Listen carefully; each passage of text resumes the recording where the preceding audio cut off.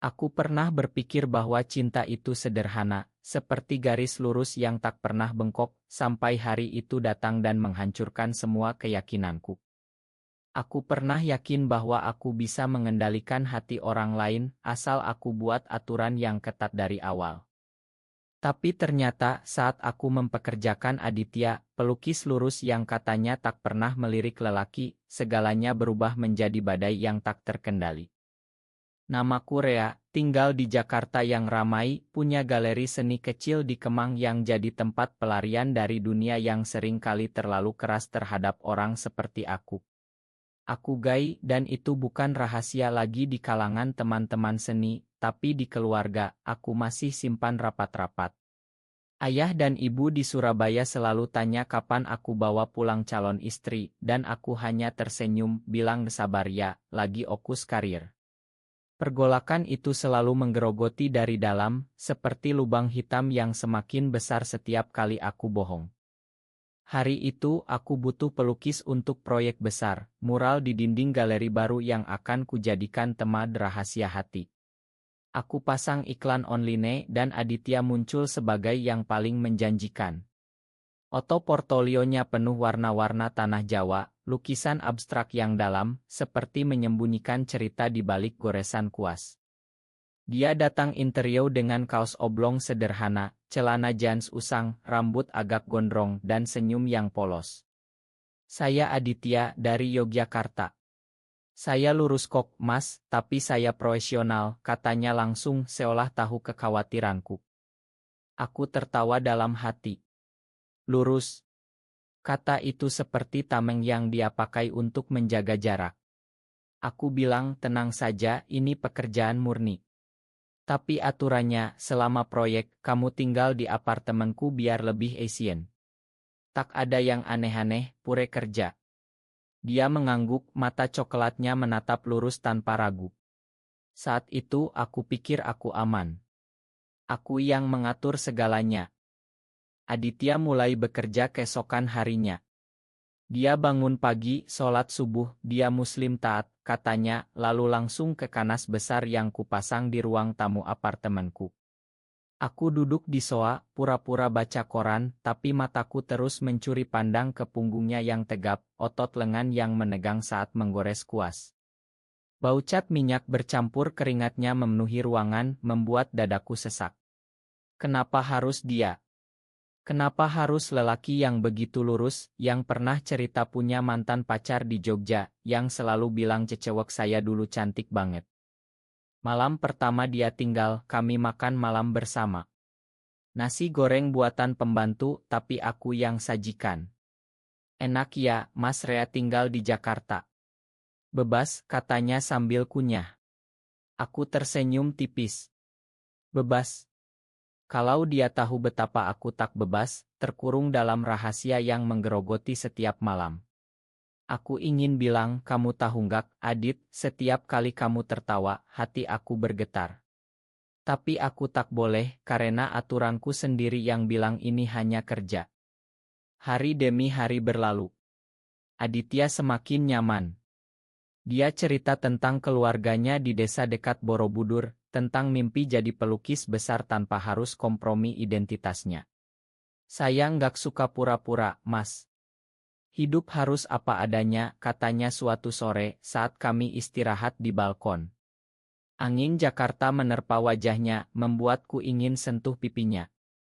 Tapi aku tahan. Aturan. Aturan yang aku buat untuk lindungi hati sendiri. Tapi semakin lama aku sadar aturan itu mulai retak. Saat dia tanpa sengaja menyentuh tanganku saat ambil kuas, listrik seperti menyambar. Saat dia tidur di kamar tamu, aku terjaga malam-malam, membayangkan apa yang tak boleh kubayangkan.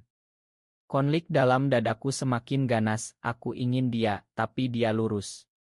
Aku ingin dekati, tapi takut hancurkan segalanya. Dan yang paling menyakitkan, aku mulai bertanya pada diri sendiri, apakah aku benar-benar bisa kendalikan perasaan ini, atau justru aku yang sedang dipermainkan oleh hati yang tak patuh aturan. Proyek mural semakin maju. Tema rahasia hati yang aku pilih, ternyata mencerminkan diriku sendiri. Goresan Aditya semakin dalam, warna-warna gelap bercampur terang, seperti pergolakan yang dia sendiri tak sadari. Suatu malam, hujan deras mengguyur Jakarta. Kami terjebak di apartemen, listrik mati. Hanya lilin yang menyala redup. Dia duduk di lantai, membersihkan kuas, dan aku di sebelahnya. Diam kami berat. Mas Rea, kenapa sih tema rahasia hati? Ada yang disembunyikan ya, tanyanya tiba-tiba, suaranya lembut di tengah gemuruh hujan. Aku terdiam. Hati berdegup kencang. Ini saatnya. Atau aku harus tetap patuh aturan. Dalam kegelapan itu aku merasa dunia semakin sempit dan rahasiaku semakin mendesak ingin keluar. Hujan malam itu seperti mencuci bersih semua penipuan yang selama ini kupakai sebagai tameng. Aditya menatapku dengan mata polosnya, menunggu jawaban. Aku ingin bohong lagi, bilang itu hanya tema seni biasa, tapi kata-kata macet di tenggorokan. Rahasia. Semua orang punya, Dit, kataku akhirnya, suara bergetar. Dia mengangguk pelan, tak bertanya lebih lanjut. Tapi saat itu aku tahu retakan di hatiku semakin lebar. Keesokan paginya, proyek berlanjut seperti biasa. Aditya kembali ke kanasnya, tapi ada yang berbeda. Tatapannya lebih sering mencuri ke arahku atau mungkin hanya perasaanku. Aku semakin gelisah. Setiap goresan kuasnya seperti menyentuh jiwa aku, membuatku semakin tenggelam dalam perasaan terlarang ini. Aku gai, dia lurus, itu mantra yang kuputar terus di kepala, tapi mantra itu semakin pudar. Suatu siang, kami ke pasar seni di Blok M untuk beli cat tambahan. Jakarta panas menyengat, keringat membasahi kaos Aditya, menempel di tubuhnya yang atletis. Aku berusaha tak lihat, tapi mata ini bandit. Saat diangkut pulang, badan kami bergesekan karena penuh. Sentuhan itu singkat, tapi cukup buat dadaku meledak. Mas, katanya pelan. Aku hanya geleng kepala, tapi dalam hati, andai kamu tahu, ini bukan yang kubutuhkan, tapi pelukmu. Malam-malam semakin berat. Aku sering terbangun tengah malam, mendengar napas Aditya dari kamar sebelah. Aku bayangkan dia di sampingku, tangannya memeluk pinggangku, bibirnya berbisik nama aku. Tapi pagi datang, realita menampar, dia lurus, punya cerita tentang cewek di Jogja yang masih sering ditelepon. Dia minta balik, Mas. Tapi saya bilang lagi fokus kerja, katanya suatu kali, sambil tersenyum. Senyum itu menusuk karena aku ingin jadi alasan dia tolak cewek itu. Konflik semakin memuncak saat galeri mulai ramai pengunjung untuk preo mural. Teman-teman seniku datang, banyak yang gay terbuka. Mereka godain Aditya, ganteng banget sih pelukisnya, Rea. Dari mana cari? Aditya tertawa lepas, biasa aja kok, Bang. Tapi aku lihat matanya melirikku, seperti mencari reaksi. Aku pura-pura sibuk, tapi dalam hati cemburu membara. Cemburu pada kebebasannya jadi lurus, cemburu pada dunia yang terima dia apa adanya. Suatu malam setelah preo, kami pulang larut. Aditya mabuk sedikit karena minum bir dengan teman-teman. Mas Rea hebat ya, galerinya keren. Saya bangga kerja sama Mas, katanya di taksi, kepalanya bersandar di bahuku. Sentuhan itu hangat, terlalu hangat. Aku diam, tak berani gerak. Di apartemen dia langsung tidur, tapi aku tak bisa. Aku duduk di balkon, merokok sambil tatap lampu kota. Kenapa Tuhan ciptakan perasaan ini kalau hanya untuk siksa? Kenapa aku jatuh pada lelaki yang tak mungkin balas? Hari berikutnya, Aditya bangun dengan pucat. Maya Mas, semalam saya kebanyakan minum. Aku bilang tak apa, tapi saat dia mandi, aku tak sengaja lihat handuk basahnya tergeletak. Bau sabunnya memenuhi, membuat imajinasiku liar. Aku benci diri sendiri. Aturan yang kubuat semakin tak berarti. Aku ingin sentuh dia, cium dia, bilang bahwa cinta ini nyata, meski dia lurus. Proyek hampir selesai. Mural itu indah, lapisan warna yang dalam, seperti hati yang tersembunyi. Aditya bilang, ini lukisan terbaik saya, Mas. Karena inspirasi dari Mas Rea. Kata itu seperti harapan, tapi aku takut salah tafsir. Malam terakhir sebelum finishing touch, kami makan malam spesial. Aku masak sendiri, rendang kesukaannya. Kenapa Mas baik banget sama saya, tanyanya tiba-tiba. Aku terdiam. Ini saatnya. Hati berperang hebat, bilang atau diam. Rahasia ini semakin berat, seperti beban yang mau runtuhkan segalanya. Karena kamu spesial, Dit, kataku pelan. Dia tersenyum, tapi matanya bingung. Saat itu aku tahu badai besar akan datang. Perasaan ini tak bisa lagi kutahan, meski aturanku hancur berkeping. Kata spesial itu menggantung di udara seperti asap rokok yang tak mau hilang. Aditya menatapku lama, alisnya berkerut. Spesial gimana, Mas? Tanyanya, suara rendah. Aku ingin lari, tapi kaki terpaku. Spesial. Sebagai teman kerja, bohongku cepat. Dia mengangguk, tapi aku tahu dia curiga. Malam itu, tidurku gelisah, mimpi buruk tentang penolakan yang menghancurkan. Pagi harinya, suasana canggung. Aditya bekerja diam-diam, kuasnya lebih keras menggores kanas. Aku pura-pura sibuk telepon, tapi hati berantakan. Aku hampir ungkap semuanya, tapi takut kehilangan dia selamanya.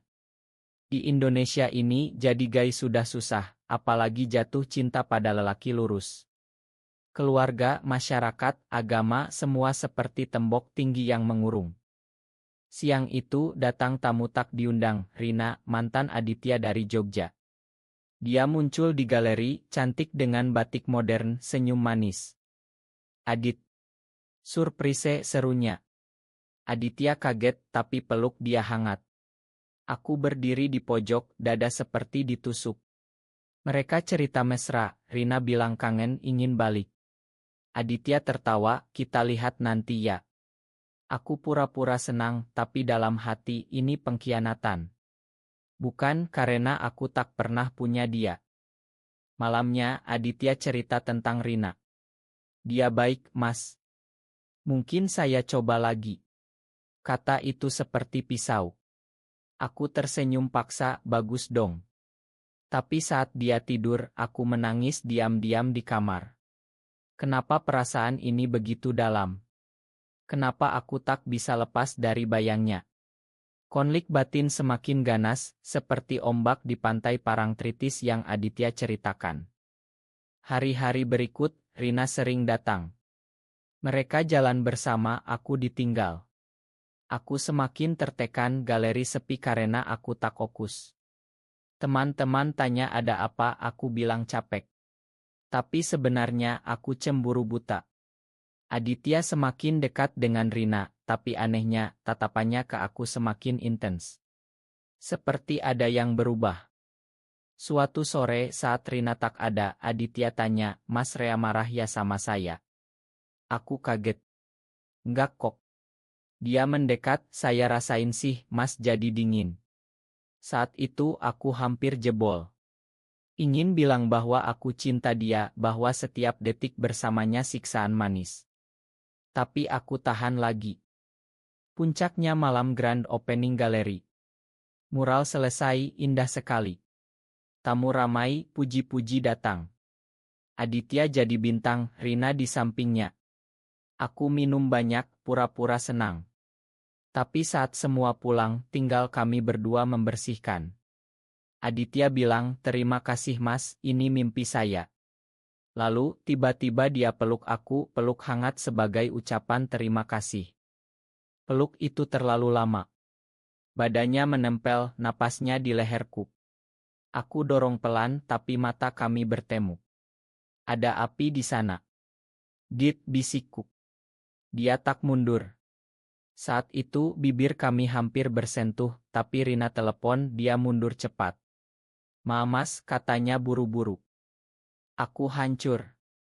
Malam itu aku putuskan, besok aku akan bilang semuanya. Tak peduli konsekuensi. Rahasia ini sudah terlalu lama menyiksa, dan cinta ini terlalu kuat untuk disembunyikan lagi. Pagi setelah opening, aku tak bisa tahan lagi. Aditya bangun, sarapan seperti biasa. Aku duduk di depannya, tangan gemetar. "Dit, aku harus bicara," kataku. Dia angkat alis, "Ada apa, Mas?" Aku tarik napas dalam. Aku gay. Dan aku cinta sama kamu." Diam ruangan seperti membeku. Matanya melebar, wajah pucat. "Mas, serius?" Aku angguk. Air mata jatuh. Aku cerita semuanya, perasaan yang tumbuh pelan, siksaan setiap hari, aturan yang aku buat tapi tak pernah kupegang. Aditya bangkit, mundur. Saya lurus, Mas. Saya nggak gitu." Suaranya gemetar. "Pengkhianatan." "Bukan, tapi penolakan itu lebih sakit." Dia bilang dia hormat aku, tapi tak bisa balas.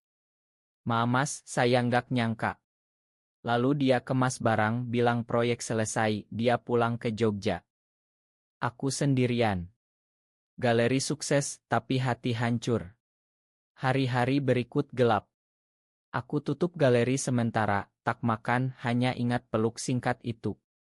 Teman-teman hibur, bilang itu risiko cinta sepihak. Tapi sakitnya tak tertahankan. Aku bertanya pada Tuhan, kenapa cinta ini harus begini? Beberapa minggu kemudian Aditya telepon. "Mas, saya minta maaf. Saya pikir-pikir saya salah menjauh." Aku kaget. Dia cerita pergolakan batinnya sendiri, sejak peluk itu dia bingung. Saya pikir saya lurus, tapi saat sama Mas, ada yang beda. Dia akui perasaan itu mulai tumbuh meski takut. Kami bertemu lagi di Jakarta. Bicara panjang. Dia bilang butuh waktu tapi ingin coba pahami. Rina. Dia putus karena sadar hatinya tak sepenuhnya milik cewek lagi. Pengkhianatan pada dirinya sendiri, katanya. Konflik tak hilang. Keluarganya taat, masyarakat Jogja konservatif. Tapi kami mulai pelan. Rahasia lagi, tapi kali ini bersama. Sentuhan tangan sembunyi-sembunyi, tatapan penuh arti. Cinta ini rumit, penuh drama, tapi nyata. Waktu berlalu, hubungan kami semakin dalam meski tersembunyi. Aditya pindah ke Jakarta, kerja bareng di galeri. Kami tinggal bersama, tapi pura-pura romantis. Malam-malam saat dunia tidur, kami peluk, bicara mimpi. Dia bilang, "Saya tak pernah nyangka jatuh cinta sama lelaki, Mas. Tapi ini benar." Tapi badai datang lagi. Keluarga Aditya tahu dari gosip. Ayahnya marah besar, telepon penuh cerca. "Kamu gila. Ini dosa." Aditya nangis, tapi tak mundur. "Saya cinta Rea, ya." Konflik keluarga hebat, dia hampir pulang kampung. Aku dukung dia, meski hati takut kehilangan. Kami hadapi bersama diskriminasi dari tetangga, bisik-bisik di komunitas seni. Tapi cinta semakin kuat. Aditya lukis seri baru, tentang cinta terlarang yang indah. Suatu hari, Rina muncul lagi. Dia tahu semuanya, marah karena merasa dikhianati. "Kamu bohongi aku, Adit." Drama meledak. Aditya jelaskan, minta maaf. Rina pergi dengan air mata, tapi akhirnya paham. Pergolakan kami semakin dalam. Aditya bertanya pada dirinya, apakah ini benar? Aku juga, apakah aku egois tarik dia ke dunia ini? Tapi setiap peluk, setiap bisik "aku cinta kamu", jawabannya ya. Kami putuskan terbuka pelan. Ke teman dekat dulu. Dukungan datang meski ada yang menjauh. Di Indonesia yang masih keras, ini perjuangan. Tapi kami bertahan. Akhirnya, setelah badai panjang, kami temukan kedamaian. Aditya terima dirinya sepenuhnya, kami jalani hubungan terbuka di kalangan yang paham. Keluarganya pelan-pelan luluh, ibunya bahkan datang ke Jakarta, peluk aku dengan air mata. Yang penting anakku bahagia. Galeri kami sukses besar, mural rahasia hati jadi ikon. Aditya lukis lebih bebas, warna-warna cerah mencerminkan hati yang akhirnya terbuka. Kami tak nikah resmi, tapi janji sehidup semati di hati. Cinta ini tak mudah, penuh pengkhianatan pada norma lama, penuh drama dan air mata. Tapi akhirnya, kami paham, cinta tak kenal lurus atau bengkok, hanya ada atau tidak. Dan milik kami ada selamanya. Di negeri ini yang masih belajar terima perbedaan, kami jadi bagian kecil dari perubahan. Personil humanis penuh harapan. Aturan yang dulu kubuat, kini tak ada lagi. Hanya cinta yang mengatur segalanya.